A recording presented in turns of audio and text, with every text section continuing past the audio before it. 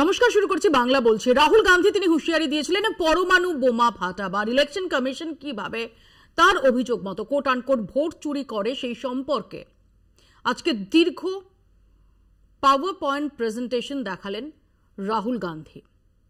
এদিকে নির্বাচন কমিশন নিয়ে আরও একবার সুর চড়িয়েছেন আজ মমতা বন্দ্যোপাধ্যায়, অভিষেক বন্দ্যোপাধ্যায়। আজই সন্ধে রাহুল গান্ধীর বাসভবনে ইন্ডিয়া জোটের শরিকদের নৈশভোজ, যেখানে যোগদানও করবেন অভিষেক বন্দ্যোপাধ্যায় তৃণমূল কংগ্রেসের তরফ থেকে। এইরকম একটা আবহে দাঁড়িয়ে এই রাজ্যে এসআইআর এর তোড়জোড় যে বেশ জোর কদমে চলছে, তার আরও একাধিক ইঙ্গিত মিলল। এবং একই সঙ্গে আজকে বিজেপির সাংসদরা তারা জাতীয় নির্বাচন কমিশনে গেলেন, যেখানে গিয়ে তারা অভিযোগ করলেন যে এখানে বিএলওদের হুমকি দেওয়া হচ্ছে। অর্থাৎ সব মিলিয়ে রাজ্য রাজনীতি, জাতীয় রাজনীতি তার কেন্দ্রবিন্দুতে নির্বাচন কমিশনের ভূমিকা। এদিকে নির্বাচন কমিশনের তরফ থেকে কিছুক্ষণ আগেই সোশ্যাল মিডিয়ায় রাহুল গান্ধীর যাবতীয় অভিযোগ খারিজ করা হয়েছে। শুধু তাই নয়, নির্বাচন কমিশন সরাসরি চ্যালেঞ্জ ছুড়ে দিচ্ছে যে বিরোধী দলনেতা শপথ নিয়ে লিখিতভাবে যে অভিযোগ করছেন সেগুলো করুন, আর না হলে এইভাবে মানুষকে বিভ্রান্ত করা সেটা বন্ধ করুন। বোঝাই যাচ্ছে যে এই মুহূর্তে দাঁড়িয়ে বিরোধীদের যে তীর নির্বাচন কমিশনের দিকে, অন্যদিকে নির্বাচন কমিশন এবং সরকার পক্ষ এই যুযুধান প্রতিপক্ষের ভূমিকায় অবতীর্ণ। এই সব নিয়ে আমরা আলোচনা করব আজকের বাংলা বলছেতে। শুরুতে চোখ রাখবো প্রতিবেদনে। নির্বাচন কমিশনকে কোণঠাসা করতে একজোট বিরোধীরা। সন্ধ্যাতেই রাহুল গান্ধীর বাড়িতে ডিনারে জমায়েত হয়েছেন ইন্ডিয়া মঞ্চের নেতারা। হাজির অভিষেক বন্দ্যোপাধ্যায়ও। আজই তিনি দিল্লি গেছেন, তৃণমূলের হয়ে দায়িত্ব নিয়েছেন লোকসভার। 11ই অগস্ট তারা ঘেরাও করবেন নির্বাচন কমিশনের অফিস। তার আগেই মোদী, অমিত শাহ আর 3 নির্বাচন কমিশনারের ফটোকে পেছনে রেখে সাংবাদিকদের কাছে বিস্ফোরক অভিযোগ করলেন রাহুল গান্ধী। তার দাবি, কমিশনকে সঙ্গে নিয়ে ভোট চুরি করছে বিজেপি। এ ব্যাপারে তিনি তুলে ধরেন মহারাষ্ট্র ও কর্ণাটকে বিধানসভা ভোটের ফল। রাহুলের দাবি, নতুন ভোটারের সংখ্যা সেখানে মোট প্রাপ্তবয়স্ক জনসংখ্যার বেশি হয়ে গিয়েছিল। ভোটের হার সবচেয়ে বেশি পড়েছিল বিকেল 5টার পর। মহারাষ্ট্রে লোকসভা ও বিধানসভা ভোটের মধ্যে 1 লক্ষ নতুন ভোটার যুক্ত হয়েছিল। ইন্ডিয়া জোট এ ব্যাপারে সওয়াল করলেও পাত্তা দেয়নি কমিশন। দেখতে দেওয়া হয়নি সিসিটিভি ফুটেজ। রাহুলের দাবি, কর্ণাটকের মহাদেবপুরা বিধানসভা কেন্দ্রেই 1 লক্ষের বেশি জাল ভোটার পাওয়া গেছে, যাদের ঠিকানা স্পষ্ট নয়। নকল ভোটারের সংখ্যা অনেক বেশি। এক ঠিকানায় বাল্ক ভোটারের সংখ্যা 10,452, সেখানে ঠিকঠাক ফটো ছিল না 4,132 জনের। ফর্ম 6 ব্যবহার করেছে 33,692 জন। বিজেপি ও নির্বাচন কমিশনের কারসাজিতে দেশ জুড়েই এই কাজ চলছে বলে দাবি রাহুলের। Anti incumbency is something that hits every single party in every single democracy. But for some reason, the BJP is the only party in a democratic framework that basically does not suffer this idea of anti-incumbency. वो बोलते हैं, right? But मेरे ऊपर attack नहीं कर रहे हैं, क्योंकि अगर मेरे ऊपर अटैक करते, there'd be criminal procedure, everything on me. None of that is happening because they know it's true. They know this is bulletproof. They know. এদিন দিল্লি যাওয়ার আগে নির্বাচন কমিশনকে নিশানা করেছিলেন Abhishek Bandyopadhyay. Election Commission also needs to understand and realize that it is an impartial and biased organization and it has to operate remaining in the ambit of India's constitution. তবে রাহুলকে পাল্টা কটাক্ষ করতে ছাড়েনি বিজেপি। তাদের মতে বিরোধীরা জিতলে কমিশন ঠিক, আর হারলেই সব বেঠিক। राहुल गांधी जी विपक्ष के नेता हैं। इस तरह की गैर जिम्मेदारना, शर्मिंदगी भरा टिप्पणी एक संवैधानिक संस्था पर कर रहे हैं। इसकी हम बहुत ही भर्त्सना करते हैं। ये राहुल गांधी की खीज है, उनका गुस्सा है, क्योंकि हिंदुस्तान की जनता वोट क्यों नहीं देती। और राहुल गांधी आपके इस चाल, चरित्र और आचरण पर देश जनता आपको और नहीं वोट देगी। और चिल्लाइए, लेकिन आप क्या बेशर्मी की सारी पराकाष्ठा पार कर गए हैं? क्या इलेक्शन कमीशन को फ्रॉड कर रहे हैं? বিহারে এসআইআর এর পর বাংলাতেও তার উদ্যোগ নিয়ে এদিন সংসদ চত্বরে সরব হন তৃণমূল সাংসদরা। জয় বাংলা স্লোগানে মুখরিত হয়ে ওঠে পার্লামেন্ট চত্বর। কলকাতা টিভি। আমি প্রথমে চন্দনদার কাছেই আসি। চন্দনদা, রাহুল গান্ধী 5টি ফ্যাক্টরের কথা বলেছে, 5টি, অর্থাৎ এই তার অভিযোগ মতো ভোট চুরির 5টি অস্ত্র। এক হচ্ছে ডুপ্লিকেট ভোটার্স, 2 হচ্ছে ফেক অ্যাড্রেস অর্থাৎ ভুয়ো ঠিকানা, 3 হচ্ছে bulk voters in a single address অর্থাৎ একই ঠিকানায় প্রচুর সংখ্যায় ভোটার, 4 হচ্ছে ইনভ্যালিড ফটো, 5 হচ্ছে ফর্ম 6-এর মিসইউজ। কিন্তু এটা দিয়ে তিনি এস্টাবলিশ করার চেষ্টা করেছেন যে কিভাবে ভোট চুরি হয়েছে। ইতিমধ্যেই কিন্তু আমরা দেখতে পাচ্ছি যে ইলেকশন কমিশনের তরফ থেকে খুব কড়া প্রতিক্রিয়া দেওয়া হয়েছে এবং বলা হচ্ছে যে শপথ নিয়ে বলুন রাহুল গান্ধী। সত্যিই কি রাহুল গান্ধীর পরমাণু বোমা ফাটলো? দেখো, এটা পরিষ্কারভাবে রাহুল গান্ধী নিজেই বলেছিলেন যে পরমাণু বোমা বলতে একটা এন্টায়ার স্ট্যাবলিশমেন্ট, যেটা ইলেকশন কমিশন, যেখানে আমরা প্রাথমিকভাবে যদি তুমি ধরো তাহলে ইলেকশন কমিশনারের তার নিয়োগ, তার পদ্ধতি, তাই নিয়ে আমরা প্রশ্ন করেছি। 2:1 বারবার বলি প্রধানমন্ত্রী, এবং সেখানে CGI, chief justice of India, তাকে সরিয়ে নিয়ে আসা হলো কোনো এক মন্ত্রী। সুতরাং 2:1, যেখানে আমাদের বিরোধী দলনেতারা চান না। কিন্তু একটা জিনিস এখানে বুঝতে হবে, রাহুল গান্ধী কিন্তু আজ থেকে বলছেন না। আমরা কিন্তু এই প্রসঙ্গটা তুলেছি মহারাষ্ট্র নির্বাচনের পর থেকে এবং প্রত্যেকটা স্পেসিফিক কারণ দেখিয়েছি এবং প্রতিটা জায়গাতে দেখিয়েছি।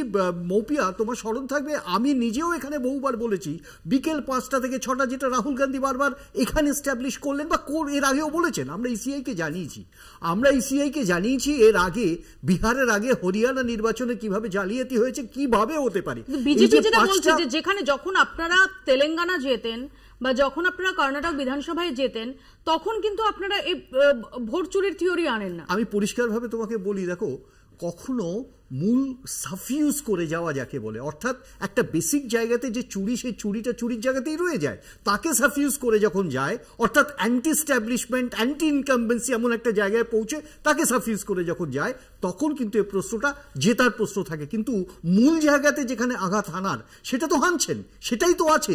এটা শুধু হেরে যাওয়ার প্রশ্ন নয়। তোমাকে যদি পরিষ্কারভাবে দেখা যায়, এটা তো মানতে হবে 2019-এর থেকে 2024-এ বিজেপির ভোট কমেছে এবং বিজেপির সিটস কমেছে, এগুলো আমরা দেখেছি। এখন প্রশ্নটা হচ্ছে 59টা সিটের ডিফারেন্স। এই রকম একটি জায়গাতে তুমি যদি লোকেট করো, বারবার এটা প্রমাণিত হচ্ছে, যেখানে মূল প্রশ্ন, আমি শেষ করে দিই জাস্ট, যেখানে তুমি যদি এখানে লোকেট করো তাহলে দেখবে যে পার্সেন্টাইল মেথডে কিন্তু প্রত্যেকটা জায়গাতে ডিলিশন হচ্ছে। সোনিয়া গান্ধী পরিষ্কারভাবে বলেছেন, we want discussion not deletion of the voter list. এটাই তো বাস্তব। রয়েছেন তৃণমূল কংগ্রেসের পক্ষ থেকে কৃষাণু মিত্র, বিজেপির পক্ষ থেকে শঙ্কুদেব পণ্ডা এবং সিপিআই এর পক্ষ থেকে সৈকত গিরি। আমি শঙ্কুর কাছে আসার আগে কৃষাণুর কাছে আসবো, কারণ কৃষাণু নির্বাচন কমিশন ইস্যুতে, এসআইআর ইস্যুতে আমরা দেখতে পাচ্ছি যে বিরোধীরা, ইন্ডিয়া জোটের যে শরিকরা, তারা এক কাট্টা। এবং আজকেই রাহুল গান্ধীর বাসভবনে নৈশভোজ রয়েছে, তোমাদের দলের পক্ষ থেকে অভিষেক বন্দ্যোপাধ্যায়, তিনি সেখানে অংশ নেবেন। এরকম একটা প্রেক্ষাপটে দাঁড়িয়ে রাহুল গান্ধীর আজকের যে বিস্ফোরক অভিযোগ এবং যে 5টি অস্ত্রের কথা তিনি তুলে ধরেছেন এবং তিনি যেভাবে বলছেন যে এগুলোর মাধ্যমেই ভোট লুট করা হয়েছে, একদম নির্দিষ্ট তথ্য প্রমাণ রয়েছে, এটা তাদের অনুসন্ধানে বেরিয়ে এসেছে, এটাকে কি তোমরা এন্ডোর্স করছো? না, ফার্স্ট অফ অল হচ্ছে যে আমি কয়েকটা জিনিস শুনলাম প্রতিবেদনে এবং তোমার মুখবন্ধনীতে। সেটা হচ্ছে, ফার্স্ট অফ অল যিনি বিজেপির তরফ থেকে যিনি প্রতিক্রিয়া দিলেন, উনি বললেন রাহুল গান্ধী নাকি টিপ্পনি করেছেন ইলেকশন কমিশন নিয়ে। রাহুল গান্ধীর যে আমি প্রেস কনফারেন্সটা আমিও দেখেছি, এখানে কোনো টিপ্পনির অবকাশই নেই। উনি তথ্য সংগ্রহ করেছেন এবং তথ্য প্রমাণে নিজের বক্তব্য দিয়েছেন এবং যুক্তি সাজিয়ে বলেছেন। এখন কারুর সাথে অযৌক্তিক লাগতে পারে, নির্বাচন কমিশন তারা বলতে পারে। আমরা যে অর্থে টিপ্পনি ব্যবহার করি আর যে অর্থে হিন্দিতে টিপ্পনি ব্যবহার হয়, দুটোর অর্থটা বোধহয় একটু ফারাক। হ্যাঁ, 100 বার। হ্যাঁ, হিন্দিতে টিপ্পনি মানে প্রতিক্রিয়া। হ্যাঁ, কিন্তু যাই বলে থাকুন, তার মানেটা এই ক্ষেত্রে রাহুল গান্ধীর আজকের প্রেস কনফারেন্সে উনি যা যা বলেছেন, তার সাথে না বাংলার টিপ্পনির কোনো মিল আছে না হিন্দির টিপ্পনির কোনো সংযোগ আছে। আমি যেটা দেখলাম, রাহুল গান্ধী নির্বাচন কমিশন থেকে পাওয়া তথ্যর ভিত্তি করে তার বক্তব্য রেখেছেন। নির্বাচন কমিশন তো বলতে পারতো যে তথ্যগুলো ভুল, বা নির্বাচন কমিশন বলতে পারতো যে হ্যাঁ আমরা এটাকে তদন্ত করে দেখব। উনি যেটা বলেছেন, আমার কাছে আছে, আমার কাছেও পিডিএফটা এসছে, উনি যেটা বলেছেন যে একটা কেন্দ্র, তার কারণ হচ্ছে একটা লোকসভা কেন্দ্রতে 7টা বিধানসভা, 7টার মধ্যে 6টা কংগ্রেস জিতেছিল, একটাতে বিজেপি জিতলো এবং এমন মার্জিনে জিতলো যে টোটাল লোকসভাটাই কংগ্রেস হেরে গেল, বিজেপি জিতে গেল। এর ভিত্তিতে যেখানে বিজেপি জিতেছিল তার যখন তারা পর্যালোচনা করে, তারা দেখে যে বিজেপি প্রায় 1,30,000 না 35,000 ভোটে জিতেছিল, সেই একটা বিধানসভা থেকে লিড পেয়েছিল। সেখানে যখন তারা তদন্ত করে দেখে 11,965টি ভোটার যারা একবারের বেশিবার ভোট দিয়েছে একই কেন্দ্রে, বিভিন্ন বুথে তারা আছে। দ্বিতীয় হচ্ছে fake and invalid addresses 40,000 plus. 40,000 যে ভোটার, যে তথ্য আছে ভোটার আই কার্ড এবং নির্বাচন কমিশনের যে তালিকা, সেখানে যে অ্যাড্রেসটা, সেই অ্যাড্রেসের হয় অস্তিত্ব নেই, নয়তো সেখানে গিয়ে সেই সব লোককে খুঁজে পাওয়া যায়নি। তৃতীয় যেটা বলেছেন 10,452টি bulk voters in single address, একটা এক রুমের ঘরে 80 জন নথিভুক্ত আছে। এবং সেখানে বেশ কিছু জায়গাতে যখন কংগ্রেসের বা রাহুল গান্ধীর পাঠানো প্রতিনিধিরা গেছেন, সেখানে তাদেরকে মেরে ধরে তাড়িয়ে দিয়েছে। তারা ভিডিও করে এটা প্রমাণ করে দেখিয়েছেন। একটা রুম, কোথাও দুটো রুমে 100-র বেশি লোক থাকে। চতুর্থ যেটা বলেছেন ইনভ্যালিড ফটোজ, এমন দেখলাম আমরা, যেটা রাহুল গান্ধী দেখিয়েছেন, যে টোটাল ছবিটা নেই। আমরা তো জানি স্ট্যাম্প সাইজ ছবি হয়, পাসপোর্ট সাইজ ছবি হয়, তো আমাদের ভোটার কার্ডেও একটা পার্টিকুলার সাইজের ছবি আছে। এখানে দেখা যাচ্ছে ছবিটা মিনিস্কুয়াল, মানে মাইক্রোমিলি সাইজের ছবি, যেটা বোঝা যাচ্ছে না। পঞ্চম যেটা সব থেকে মারাত্মক, যে নতুন ভোটার নথিভুক্ত করার জন্য আমাদের কিছু নিয়ম আছে। সেটা হচ্ছে যে একজন মানুষকে সম্ভবত 25 না 28 বছর মধ্যেই আপনি নর্মাল ফর্ম 6 দিয়ে নথিভুক্ত করতে পারেন। এর থেকে বেশি বয়স হয়ে গেলে তার প্রক্রিয়াটা আরো বেশি তার কাম্বারসাম প্রক্রিয়াটা। এইখানে দেখা যাচ্ছে যে প্রায় 35,000, 33,000 কিছু এই মানুষগুলো প্রথম ফর্ম 6 দিয়ে তারা নথিভুক্ত হয়েছেন, এবং এদের এক একজনের বয়স 70 বছর, 80 বছর, 95 বছর, 60 বছর, 65 বছর। আমি আসবো, শঙ্কু, রাহুল গান্ধী 5টা অস্ত্রের কথা বলেছেন যার মাধ্যমে নির্বাচন কমিশন কোট আনকোট ভোট চুরি করেছে, এবং বিস্তারিত তথ্য, রীতিমতো সংখ্যা তত্ত্ব দিয়ে তিনি সেটা তুলে ধরেছেন একটা দীর্ঘ প্রেজেন্টেশনের মাধ্যমে। এক হচ্ছে ডুপ্লিকেট ভোটার্স, ভুয়ো ঠিকানা, fake address, bulk voters in a single address, একই ঠিকানায় প্রচুর সংখ্যায় ভোটার, 4 ইনভ্যালিড ফটো, 5 ফর্ম 6 এর মিসইউজ, এবং এর মাধ্যমে ভোট চুরি করা হয়েছে। দিদি, আমি রাস্তায় আসছিলাম, আমি শুধু একটু অ্যাড করে নিই যে ইতিমধ্যেই আজকে শ্রমিক ভট্টাচার্য সহ বিজেপি নেতৃত্ব তারা আজকে জাতীয় নির্বাচন কমিশনে যান, এবং তারা সেখানে গিয়ে তারা একটি চিঠিও সেখানে দিয়ে এসেছেন। তাদের বক্তব্য হচ্ছে যে সেখানে যে সমস্ত কনস্টিটিউশনাল প্রভিশন রয়েছে সে ইলেকটোরাল রোল নিয়ে, অর্থাৎ ভোটার লিস্ট নিয়ে, সেগুলো ঠিকমতো সেগুলো অ্যাডহিয়ার করা হচ্ছে না।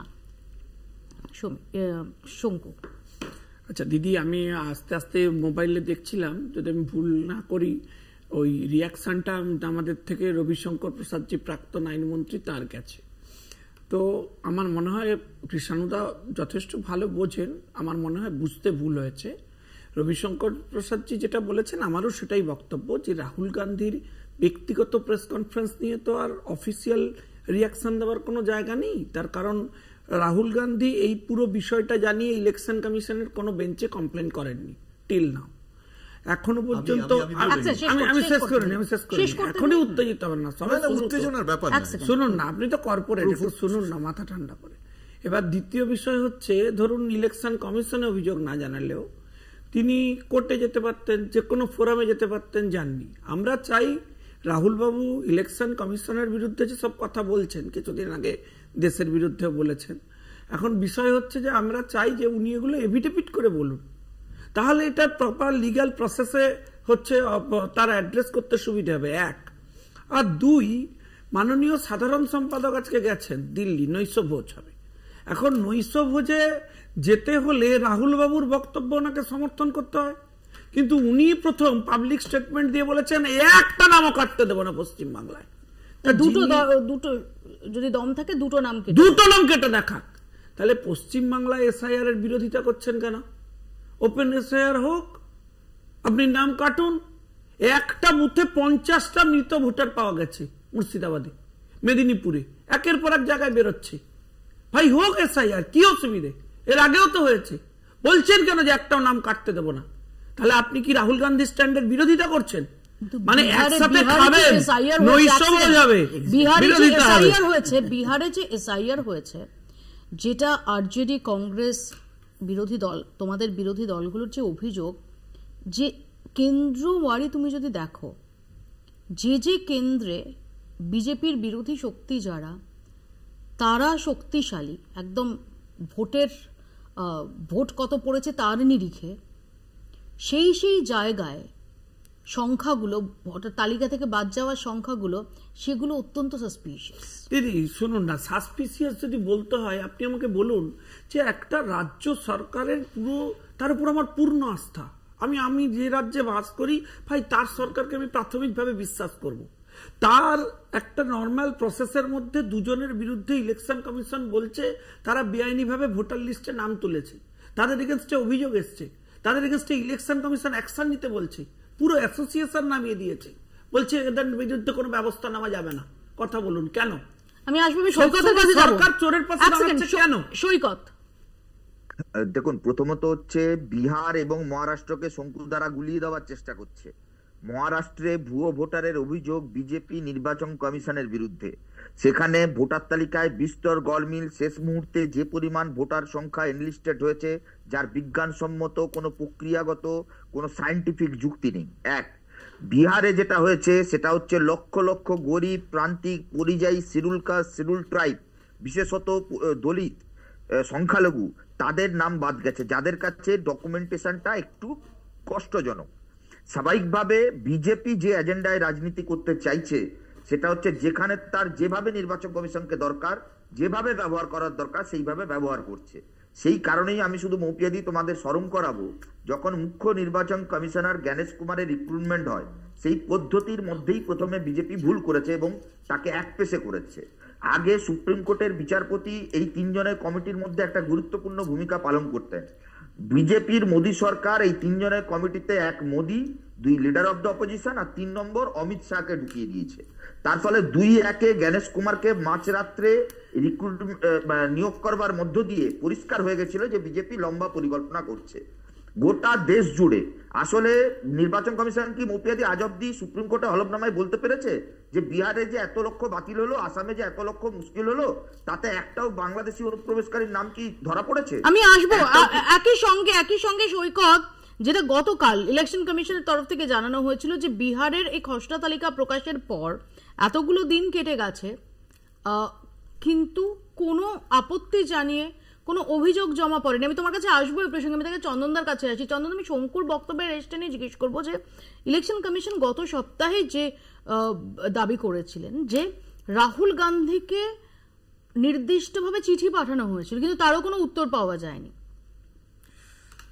কেন রাহুল গান্ধী এই অভিযোগগুলো, সেগুলো প্রেস কনফারেন্স করছেন, প্রেজেন্টেশন দেখাচ্ছেন, তিনি কেন এফিডেভিট করছেন না, বা যেটা চ্যালেঞ্জ ছুটছে ইলেকশন কমিশন, এটাও খুব নজিরবিহীন যে বিরোধী দলনেতা এবং ইলেকশন কমিশন আমরা দেখতে পাচ্ছি যে রীতিমতো যুযুধান প্রতিপক্ষের ভূমিকায়, কারণ সেখানে চ্যালেঞ্জ, পাল্টা চ্যালেঞ্জের পরিস্থিতি তৈরি হচ্ছে। সোশ্যাল মিডিয়ায় ইলেকশন কমিশন তারা বিরোধী দলনেতাকে চ্যালেঞ্জ ছুটছেন যে শপথ নিয়ে এই কথা লিখে দেখাও, আর না হলে বিভ্রান্ত করা বন্ধ করো।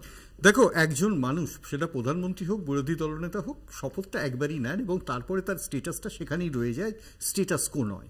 এখন প্রশ্নটা এখানে রাহুল গান্ধী এলওপি, রাহুল গান্ধী দাঁড়িয়ে প্রেজেন্টেশন করছেন প্রতিটা মুহূর্তে এবং পরিষ্কারভাবে তথ্য সমৃদ্ধ তার বক্তব্যটাকে তুলে ধরছেন। ইলেকশন কমিশন এখানে খুব স্বাভাবিক অর্থে চোখ বুঝে তো নেই, তারা দেখছেন, তারা বুঝছেন। এখন প্রশ্নটা যেখানে হিট করছে, যারা প্রশ্নটা যেখানে হিট করছে, যেখানে আমি তোমাকে এটা বিশেষভাবে কেন বলছি, ঘটনাটা তো আজ থেকে শুরু হয়। তুমি বলো লাস্ট কবে মহারাষ্ট্রের নির্বাচন হয়েছে, এবং নির্বাচনের আগে থেকে আমরা ইসিআই কে জানিয়ে এসছি এবং তারপরে নির্বাচনের পরে আমরা তথ্য সমৃদ্ধ করেছি 1,02,55,000 ভোটার যারা বিভিন্ন সময় ফেক বা বিভিন্ন সময় তাদের এই অস্তিত্ব নিয়ে আমাদের প্রশ্ন, সেটার কোনো উত্তর আমরা পাইনি। আর পরিষ্কারভাবে যেটা দেখা যাচ্ছে সেটা হচ্ছে শুধু কংগ্রেস কেন, তুমি দেখো কংগ্রেসের সাথে যে 18টি দল আছে প্রত্যেক একভাবে একই জায়গায়, তারা বিভিন্ন জায়গায় অবস্থিত দল, তারাও কিন্তু একই জিনিস ফেস করছে। আমি বলতে চাইছি যে এটা কিন্তু স্বাভাবিক ঘটনা, এই প্রসঙ্গে আলোচনায় ফিরছি, দেখতে থাকুন বাংলা বলছে। এরই মধ্যে আমরা যেটা দেখতে পেলাম যে শ্রমিক ভট্টাচার্য সহ বিজেপির নেতৃত্ব তারা জাতীয় নির্বাচন কমিশনে গেলেন এবং সেখানে গিয়ে তারা বেশ কিছু অভিযোগ দিয়ে চিঠি দিয়ে এসেছেন, যেখানে তারা অভিযোগ করেছেন যে অন্য সব রাজ্যের মতো পশ্চিমবঙ্গে, আপনি সেই চিঠি দেখতে পাচ্ছেন কলকাতা টিভির পর্দায়, যেখানে তারা অভিযোগ করছেন যে অন্য সমস্ত জায়গায় নির্বাচন পরিচালনার জন্য আলাদা দফতর থাকে, এক্ষেত্রে এটা স্বরাষ্ট্র দফতরের আয়ত্তাধীন, এবং এটা নিয়ে চিঠি দেওয়া সত্ত্বেও রাজ্য পৃথক যে দফতর সেটার ক্ষেত্রে অস্বীকার করেছে। শুধু তাই নয়, এর পাশাপাশি তারা অভিযোগ করেছেন যে মমতা বন্দ্যোপাধ্যায় তিনি বিএলওদের তিনি ভয় দেখাচ্ছেন, এরকম একাধিক অভিযোগ তারা করে এসেছেন। এবং যে নির্বাচনী আধিকারিকের অফিস, মুখ্য নির্বাচনী আধিকারিকের তরফ থেকে যে ইআরও এবং এইআরওদের বিরুদ্ধে ব্যবস্থা নেওয়ার কথা বলা হয়েছিল, এফআইআর এর কথা বলা হয়েছিল, সেই এফআইআর করতেও রাজ্য অস্বীকার করছে, এমন সমস্ত অভিযোগ তারা করে এসেছেন। এরই মধ্যে আমরা দেখতে পাচ্ছি যে এসআইআর নিয়ে তোড়জোড় শুরু হয়ে গেছে। শুধু তাই নয়, আমরা গতকাল কলকাতা টিভিতে যে খবর ব্রেক করেছিলাম যে মুখ্য নির্বাচনী দফতরের তিনজন সিনিয়র অফিসারের জন্য নামের তালিকা পাঠানোর কথা বলা হয়েছিল। মুখ্য সচিব যে তিনজনের নামের তালিকা পাঠিয়েছিলেন সেই নাম খারিজ করে দিয়েছে জাতীয় নির্বাচন কমিশন। অর্থাৎ সব মিলিয়ে বোঝাই যাচ্ছে যে এ রাজ্যেও সরকার এবং নির্বাচন কমিশন তাদের মধ্যে সংঘাত তুঙ্গে। দেখুন, রাজ্যে ভোট যত এগিয়ে আসছে তত বাড়ছে সংঘাতের আবহ। বিহারের পর পশ্চিমবঙ্গেও এসআইআর আরোপ করা নিয়ে তৎপর হয়েছে নির্বাচন কমিশন। এবার তা নিয়ে কতদূর প্রস্তুতি এগোলো তা জানতে মুখ্য নির্বাচনী আধিকারিককে চিঠি দিল জাতীয় নির্বাচন কমিশন। ইতিমধ্যেই ডিইওদের কাছ থেকে জেলাভিত্তিক তথ্য এসে পৌঁছেছে সিইও দফতরে। জানা যাচ্ছে বিধানসভা ভোটে রাজ্যে প্রায় 14,000 বুথের সংখ্যা বাড়ছে। আগে বুথের সংখ্যা ছিল 80,650, এখন হচ্ছে 94,000-এর বেশি। রাজ্যের সবকটি বিধানসভা ভিত্তিক 2002 সালের ভোটার তালিকা প্রকাশ করেছে সিইও দফতর। ওয়েবসাইটে প্রকাশিত এই তালিকাকে নির্ভর করে এসআইআর প্রস্তুতি শুরু হয়েছে। এই পরিস্থিতিতেই রাজ্যের সঙ্গে নির্বাচন কমিশনের সংঘাত বাড়ছে। কমিশন নবান্ন থেকে সিইও দফতরের জন্য 3 আধিকারিকের নাম চেয়েছিল, কিন্তু মুখ্য সচিব যে তালিকা পাঠিয়েছিলেন তা নাকচ করেছে জাতীয় নির্বাচন কমিশন।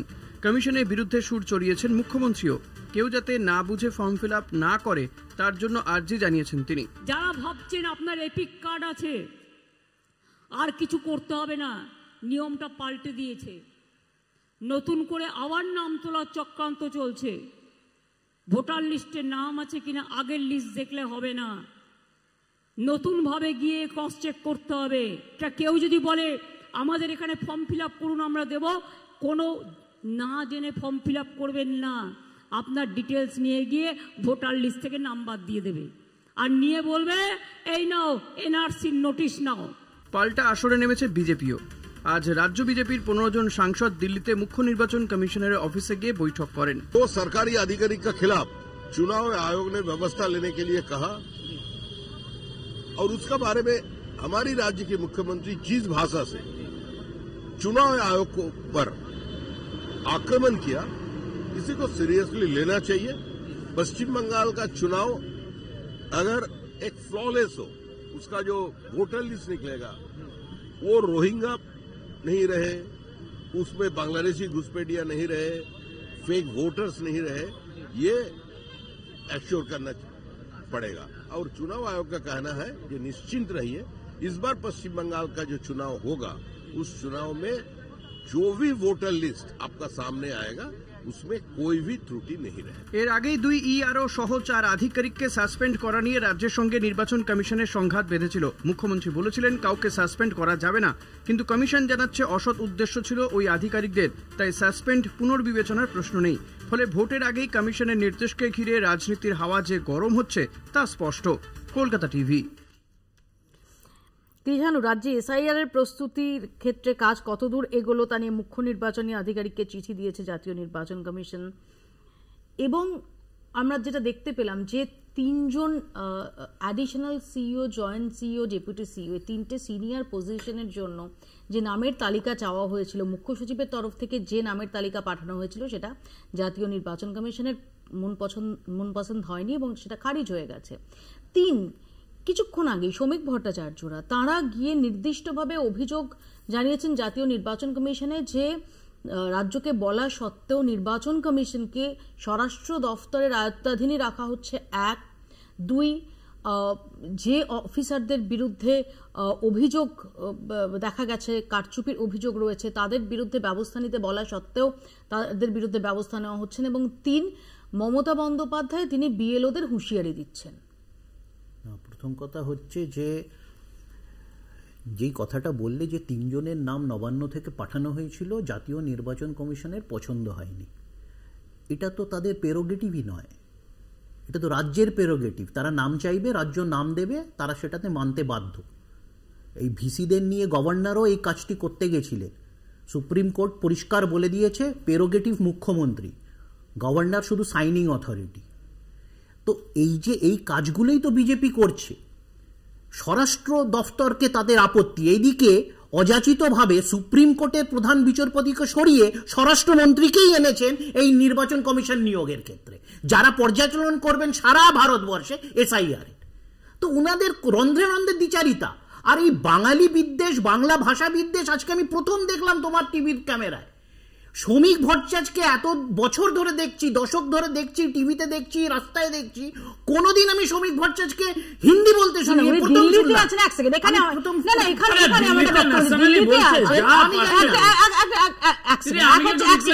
এক দিল্লিতে আছেন, 2 হচ্ছে তিনি একটা সর্বভারতীয় সংবাদ সংস্থা এজেন্সি, খুব ভালো কথা না, তাতে কি হয়েছে?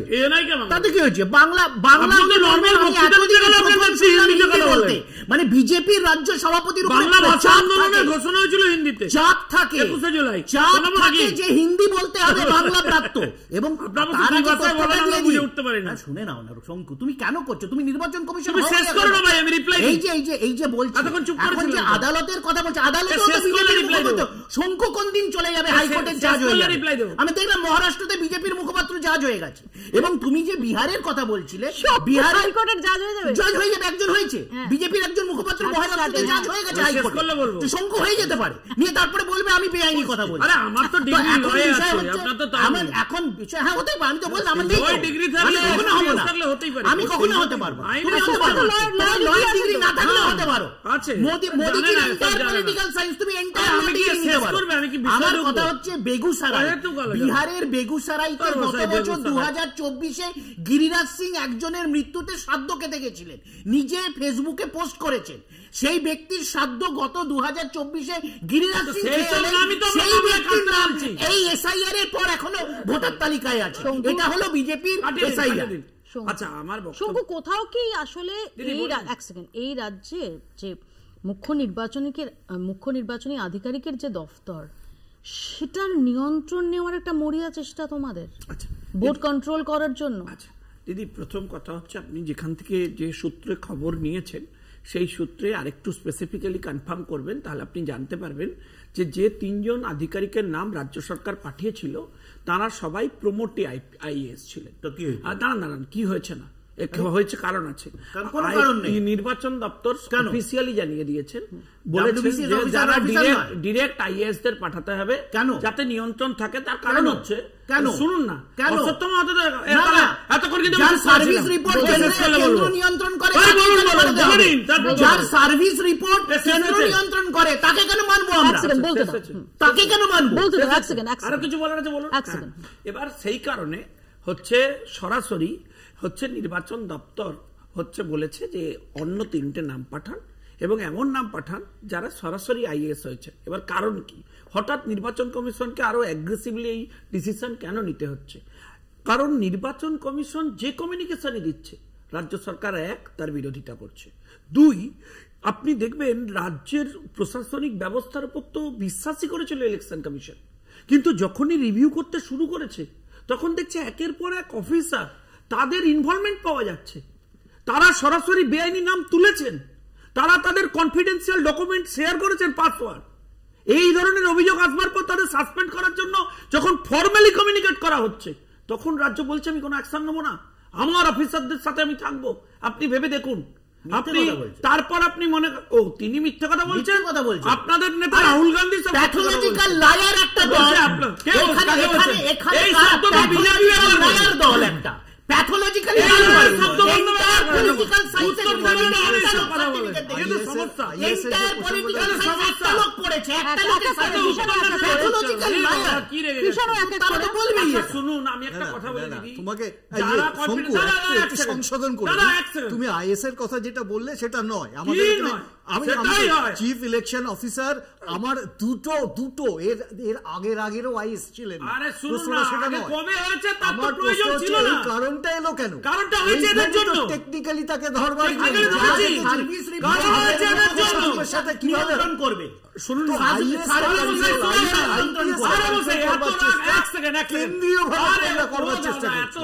তৃণমূলের আমি একেবারে রাখছি না, তৃণমূল নয়। বাইরে আছে সৈকত কিছু বলতে চাই, সৈকত আসবো, তার আগে শ্রমিক ভট্টাচার্য আর কি বলেছেন একটু শোনাবো। पॉलिटिकल पार्टी संविधान को सामने रखकर शपथ लेते हैं मंत्रिसभा में जाने के लिए, चाहे मुख्यमंत्री हो अन्य मंत्री हो। जो विधायक, जो सांसद जब वो मंदिर में पहुंचते तो संविधान की शपथ लेकर पहुंचते, वो लोग ही अगर संविधान के खिलाफ चल जाए, संविधान की संस्था के ऊपर उंगली उठाए, तो जनता भी समझते हैं। जनता को इतना मूर्ख, अशिक्षित समझाने का कोई कारण नहीं है, सब कुछ देख रहे हैं। What is happening? There is very much in front of the people, and they are competent enough to decide. সৈকত, দেখুন প্রথমত আমি শ্রমিকদার ইন্টারভিউটা দেখছিলাম, শ্রমিকদা যখন বাইট দিচ্ছিলেন পেছনে দাঁড়িয়েছিলেন অমিত মালেব্বা, যিনি প্র্যাকটিক্যালি বর্ণ পরিচয়কে অপমান করেছেন, বাংলা বাঙালির বিদ্যাসাগর বাংলা ভাষাকে অপমান করেছেন। স্বাভাবিকভাবে এটা নিয়ে কোনো মন্তব্য করবো না, আমি একটু বাইরে আছি শঙ্কুদা, একটু কথাটা বুঝতে হবে। আমার দুটো বিষয় স্পেসিফিক বলার। এক, আগের আলোচনার শেষ অংশে একটা অংশ কথা উঠলো যে রাহুল গান্ধীকে ইলেকশন কমিশন চ্যালেঞ্জ করছেন। আমরা তো এই ব্যবস্থাটাকেই অস্বীকার করতে চাইছি। একজন লিডার অফ দ্য অপোজিশন, তাকে একজন এক্সিকিউটিভ ইলেকশন কমিশনার বা ইলেকশন কমিশন সিস্টেম তাকে কি করে চ্যালেঞ্জ করতে পারে? সরকার এসআইআর নিয়ে কেন পার্লামেন্টের ভেতরে আলোচনা করতে চাইছে না? যতগুলো বিতর্কিত বিষয় কথা বলার জায়গা রয়েছে, লোকসভায় আপনাদের মেজরিটি, তারপরেও আপনারা আলোচনা করতে চাইছেন না কেন? এক।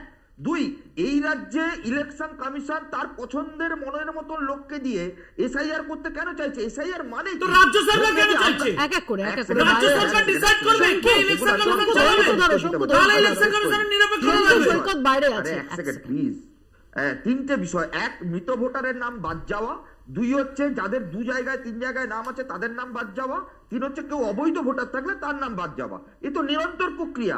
2002-03 পরবর্তীকালে এই 2026-এ এসে ভোটের আগে হঠাৎ করে আতঙ্কের পরিবেশ তৈরি করে আদৌ কি বিজেপি চাইছে যে এই রাজ্যে তৃণমূল কংগ্রেসের বিরুদ্ধে? প্রশ্নটা এখানেই সৈকত, এক সেকেন্ড, এই যে সৈকত তুমিও যেটা বললে, যেটা বিজেপির পক্ষ থেকে বা ইলেকশন কমিশনের পক্ষ থেকে বলা হচ্ছে যে ভোটার লিস্টে সংশোধন, এটা একটা স্বাভাবিক ঘটনা এবং এটা সারা বছর ধরে, যেমন গতকালই যখন মুখ্যমন্ত্রী প্রশ্ন তুলেছেন যে এখনো তো ভোট ঘোষণাই হয়নি, ভোটের দিনক্ষণই এখন ভোটের সূচি নির্ধারিত হয়নি, কেন এখন ইলেকশন কমিশন এই সমস্ত উদ্যোগ নিচ্ছে? সেখানে দাঁড়িয়ে ইলেকশন কমিশন মুখ্য নির্বাচনী আধিকারিকের ব্যাখ্যা ছিল যে সারা বছর ধরেই ভোটার লিস্টের কাজ চলতে থাকে। এই যে তুমি বললে যেটা আতঙ্ক সৃষ্টি, ভয় সৃষ্টি করা হচ্ছে, এটা কি একই সঙ্গে যারা বিজেপি বিরোধী তারাও করার চেষ্টা করছে না যে এসআইআর সবার নাম কেটে যাবে, ভোট দিতে পারবে না, বিরাট একটা বিপর্যয় হবে? আবার একই সঙ্গে ডেফিনেটলি সত্যি এসআইআর নিয়ে যেভাবে বিহারে 65 লক্ষ নাম বাদ গেছে, সেটা থেকেও একটা আতঙ্কে কোথাও, এই যে তুমি এই আতঙ্কের জায়গাটা বলছো, আসলে কি কোথাও এই আতঙ্কটাকে সব পক্ষই ভোটের একটা ওয়েপন করতে চায়? অন্তত ভোট এখনো নেই, এটা পলিটিক্যাল মাইলেজের ওয়েপন করতে চাইছে। মৌপিয়াদি, কার্গিল যুদ্ধে শহীদ পরিবার, তার নাম এই এসআইআর এ বাদ যাচ্ছে। আসামে যে বিজেপির যুবনেত্রী বিজেপির হয়ে এসআইআর এর পক্ষে প্রচার করত, সেই বিজেপি নেত্রীর নাম এনআরসির ফলে ডিটেনশন ক্যাম্পে তার জায়গা হয়েছে। আরজেডির একদম হার্ডকোর ভোট ব্যাংকের এলাকাগুলো, জেলাগুলো যেখানে 2-3 হাজারে ভোটের মার্জিন হয়েছে, সেই জায়গাগুলোতে বিরোধী বেছে বেছে দলিত যাদব ভোট ব্যাংকে আঘাত করা হচ্ছে, সংখ্যালঘুদের উপর আঘাত করা হচ্ছে। দেখো, এখানে দু ধরনের ব্যাপার রয়েছে। মমতা বন্দ্যোপাধ্যায় আতঙ্কিত হচ্ছেন কারণ লাভলি খাতুনদের নাম বাদ চলে যাবে, কিন্তু আমরা কনস্ট্যান্টলি বিজেপির এই যে পলিসিগত চেঞ্জেস, তার বিরোধিতা করছি। যেভাবে বিজেপি বাঙালি বিরোধী অবস্থান নিয়ে অর্থাৎ বিরোধিতাতে আমরা ওরা আছে শ্রমিকদের উপর আক্রমণ নামিয়ে আনছে, এতে আমরা ভয় পাবো না? পা ভেঙে বাড়ি পাঠাচ্ছে মুপিয়াদি। এই যে হরিয়ানা, এই যে দিল্লি, বাংলা, আসামের মুখ্যমন্ত্রী বিজেপির হেমন্ত বিশ্ব শর্মা বলছে বাংলা ভাষা লিখলেই বাংলাদেশি। তারপরে তোমার মনে হয় যে বাংলা ভাষা জাতীয় সঙ্গীত দিয়েছে সেই বাংলা ভাষাকে অপমান করলে আমরা চুপ থাকবো? আসলে বিজেপি আদ্যপান্ত বাঙালি বিরোধী। তৃণমূল কংগ্রেস এই মুহূর্তে দাঁড়িয়ে ভোট ব্যাংকের রাজনীতি করছে। তৃণমূলকে পরীক্ষা দিতে হবে তারা অতীতে এনআরসি ওয়াকফের মতো সুযোগ সন্ধানে বিরোধিতা করবে নাকি এই বাংলা ভাষা বিতর্ক নিয়ে কংগ্রেস সাংসদ মানিক্যম টেগর তিনি মুলতবি প্রস্তাব আনার জন্য চিঠি দিয়েছেন। এক সেকেন্ড আমি এখানেই আসি কৃষাণুর কাছে, যে কৃষাণু সৈকতরা যেটা বলছে যে কোথাও তোমরা ভয় পাচ্ছ কারণ তোমাদের লাভলি খাতুনদের নাম বাদ চলে যাবে, কিন্তু বিজেপির এই যে ধারাটা সেই ধারাটার বিরোধিতা করছে বামেরা।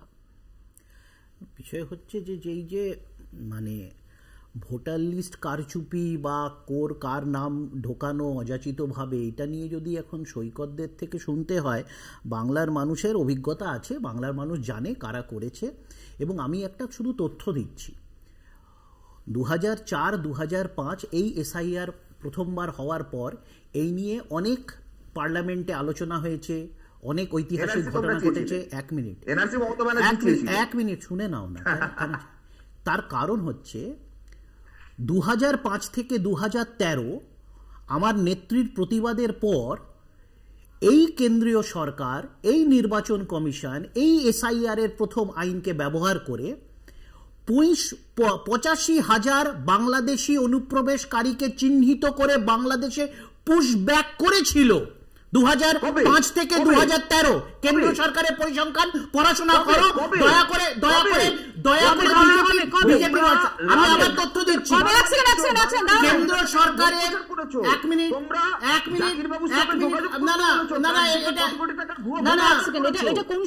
আমি বলছি, আমি সৈকতদের ধরা পড়ে যাচ্ছে তো। আমি আবার বলছি 2005 থেকে 2013 কেন্দ্রের ইউপিএ 1 এবং ইউপিএ 2 এই দু সরকারের আমলে কেন্দ্র সরকারের পরিসংখ্যান এখনো দেখে না। ইউপিএ 2 তে তো তোমরা ছিলে। হ্যাঁ ছিলাম তো, তাতে কি হয়েছে? আমরা তো অপোজ করিনি, তো কোনো বাঙালি করেনি, পশ্চিম বাংলার কোনো মানুষ ভয় সন্ত্রস্ত হয়নি। 2005 থেকে 2013 85,000 অ্যাপ্রক্সিমেটলি বাংলাদেশি অনুপ্রবেশকারীকে চিহ্নিত করে বাংলাদেশ ফেরত পাঠানো হয়েছে। এটা কেন্দ্র সরকারের তথ্য। কারুর কোনো গায়ে জ্বালা হয়নি। তার কারণ হচ্ছে কি, তারা প্রকৃতপক্ষে বাংলাদেশি অনুপ্রবেশকারী ছিল, আমাদের কারুর কোনো যায় আসেনি। এখন হচ্ছে তার কারণ হচ্ছে কি, যার 1941 সালের বাড়ির দলিল আছে, সেই আমির শেখকে ক্রেনে করে বাংলাদেশ বর্ডার থেকে ছুঁড়ে ফেলে দেওয়া হয়েছে বাংলাদেশের ভেতরে। আমরা দেখতে পাচ্ছি আজকে নাথুরাম বিশ্বাসকে আজকে 27 বছর হরিয়ানাতে কাজ করছে, বাংলাদেশ থেকে এসছে, তার কাছে বাংলাদেশি রিফিউজি কার্ড আছে, তাকে ওখান থেকে তাড়িয়ে দিয়েছে, বর্ডার থেকে ওকে ফেলতে গেছিল। একজন আরএসএস করার ছেড়ে এখানে আমাদের দক্ষিণ 24 পরগনা, তাকে যেখানে নাগপুরে ডিটেনশন ক্যাম্পে রেখেছিল, মানুষ তুলে দেখিয়ে দিয়েছি, মানুষকে দেখিয়ে দিয়েছি, আর কিছু নেই তো। এই ঢপবাজি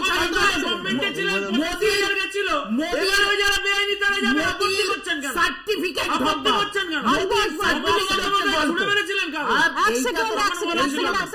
সত্যি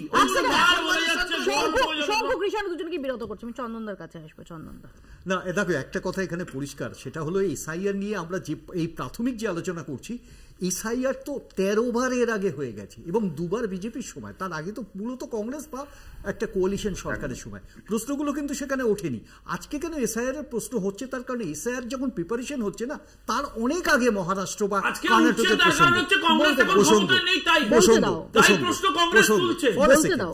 আমি যার জন্য বললাম 2 বার বিজেপি আমি বারবার বলছি যে লাস্ট যখন হয়েছে তখন কিন্তু বিজেপি সরকার ছিল। সুতরাং আমাদের বলবার বলার উদ্দেশ্য হচ্ছে প্রায় 23-24 বছর পরে এটা করা হচ্ছে এবং জেনারেট কিভাবে করা হচ্ছে তুমি দেখো। একজন সাংবাদিক হিসেবে দীর্ঘদিন কাজ করার সুবাদে তোমার এক্সপেরিয়েন্সই বলে দেবে যে কোথায় ম্যানিপুলেশনস গুলো হচ্ছে। ম্যানিপুলেশনস গুলো কিন্তু রাহুল গান্ধী প্রকাশ করছে। মুশকিলটা হচ্ছে কি এরা বলছে কেন রাহুল গান্ধীকে সরাসরি ধরা যেতে পারে, লিডার অফ দি অপোজিশন, পার্লামেন্টেরা নিতে দিচ্ছে না। এদের সবথেকে বড় ভয় হচ্ছে এরা এসআইআর কে নিতে পারছে পার্লামেন্টে দাঁড়িয়ে ভুল করতে পারবে না।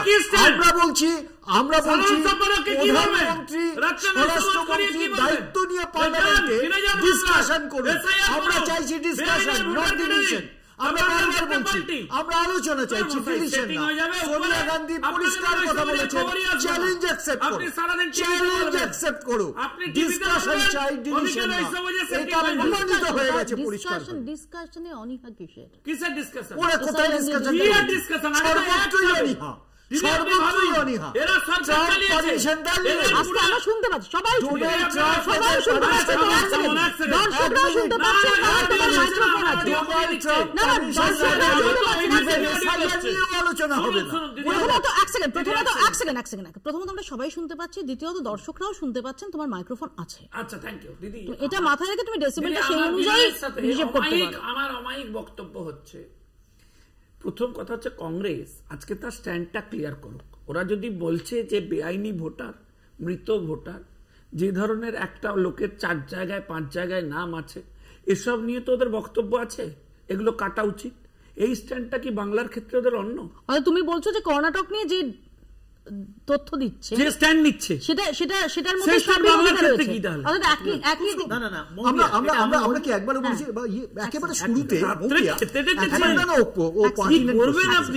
ও পার্টিনেন্ট কোশ্চেন করেছে এবং অনেকক্ষণ পর আমি যেটা বলতে চাইছি সেটা হলো যে মৌপিয়া তুমি শুরুতে বলেছিলে যে 5টা পয়েন্ট, আমরা ওই 5টা পয়েন্টে স্টিক করছি। তাতে যদি পশ্চিমবাংলার ক্ষেত্রে বিরুদ্ধাচরণ হয় আমরা সেখানেই আছি, স্বাভাবিক। আমরা তো কখনোই এলাও করতে পারি না যদি ডিলিশনের প্রয়োজন হয়।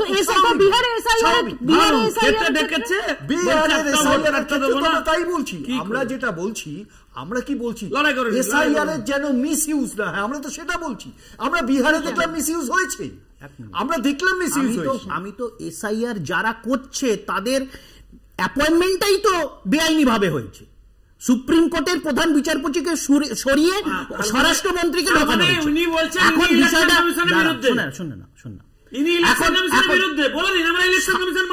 ভারতবর্ষের নাগরিকের বিরুদ্ধে, ভক্তমন্ডলীর বাইরে। এখন বিষয়টা হচ্ছে ও যেটা বললো পশ্চিমবাংলা,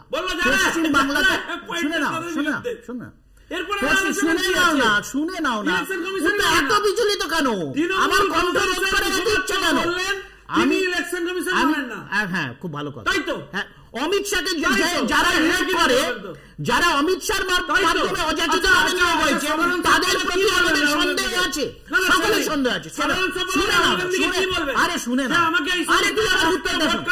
খুব ভালো। অভিষেক বন্দ্যোপাধ্যায় তো আমি আবার সাইলেন্ট ইনভিজিবল, আমি শুনে না, উনি বলেছেন একটা ওর নাম কাটতে দেব না, স্পষ্ট ভাবে বলেছেন। ওটা ক্লিয়ার শুনে না রাহুল গান্ধী, শুনে না, হ্যাঁ শুনে আজকে শঙ্কু রাহুল গান্ধী কর্ণাটকের যে তথ্য প্রমাণ দেখিয়েছে, বলছে যে পশ্চিমবাংলার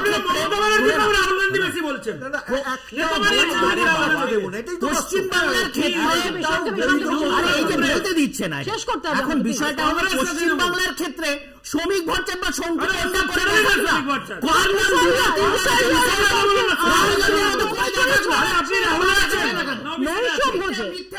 নৈশভোজের কি আউটকাম থাকে সেদিকে আমাদের নজর থাকবে। আপাতত বাংলা বলছে এখানেই শেষ করছি। দেখতে থাকুন কলকাতা টিভি।